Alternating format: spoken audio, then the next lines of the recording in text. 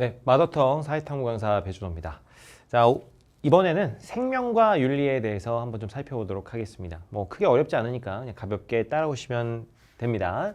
자, 먼저 나오는 게 뭐 삶과 죽음의 윤리라고 나오는데 뭐 여기 되게 뻔한 얘기예요. 출생의 의미, 뭐 삶의 특징, 뭐 이런 거 나와 있는데 여러분 이거는 그냥 뭐 늘 그냥 읽고 그냥 넘어가시면 됩니다. 휙휙 넘어가시면 되고.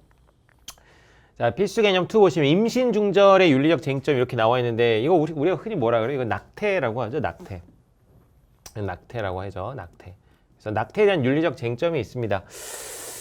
뭐 이것도 여러분 뭐 우리 막 뭐 무슨 외운다 뭐 이런 개념으로 생각할 필요는 없으시고, 그러니까 낙태에 대해서 찬성하는 입장은 이렇구나, 반대하는 입장은 이렇구나, 그냥 싹 눈으로 보고 넘어가시면 되는 부분입니다. 문제는 거의 독해형으로 나와요. 그래서 제시문을 꼼꼼하게 읽어서 잘 풀 수 있게 나오기 때문에 무슨 뭐 암기하시고 이럴 필요는 전혀 없습니다.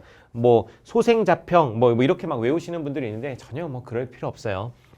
자, 낙태를 찬성하는 입장 같은 경우는 어떤 태아의 도덕적 지위를 인간과 동일하게 보지 않는 경우에 그러겠죠. 그렇기 때문에 임신 중절해가지고 이제 태아를 제거할 수 있다 이렇게 보는 입장입니다. 그냥 같이 빠르게 그냥 읽어보기만 할게요. 뭐 특별히 더 깊게 보실 건 없습니다. 자, 소유권 논거.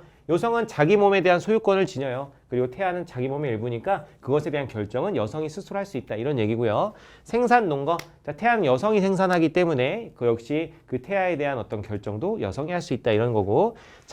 자율권 논거.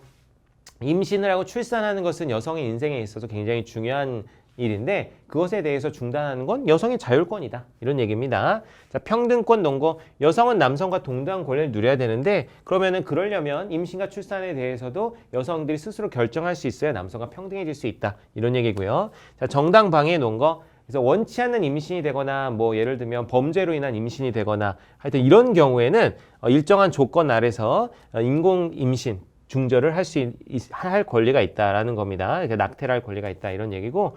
자, 프라이버시권 논거. 자, 그건 사생활 문제이기 때문에 여성이 알아서 할 일이다 이런 얘기예요. 그래서 뭐 낙태를 찬성한 논거 이런 논거가 있습니다. 자, 반대의 논거들이 있겠죠. 반대의 논거는 뭐 어떤 태아의 도덕적 지위를 인정하는 입장에서 이제 주로 반대의 논거를 할 겁니다. 자, 존엄성 논거. 자, 모든 생명은 존엄한데 태아도 생명이다. 그래서 태아를 함부로 낙태해서는 안 된다. 자, 무고한 인간의 신성 불가침 논거.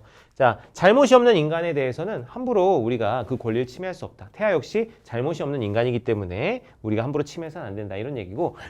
잠재성 논거. 자, 태아는 임신이 되는 순간부터 자, 이제 사람이라는 인간이라는 개체로 클 수 있는 잠재성, 가능성을 가지고 있기 때문에 태아도 인간으로서 봐야 된다 이렇게 보는 게 잠재성 논거입니다. 자, 이런 이제 낙태에 대한 찬반 입장이 있습니다. 그냥 그렇구나 보시면 돼요. 뭐 특별히 어려울 건 없습니다, 여러분. 생식 보조술에 대한 찬반 논쟁, 뭐 이것도 특별히 뭐 어려운 건 없어요. 그래서 뭐 시험관 아기를 이제 한다든가 하는 것을 우리가 생식 보조술이라고 이야기를 하죠. 이것도 그냥 읽고서 확인해 보시면 되겠습니다. 뭐 특별히 어려운 건 없습니다.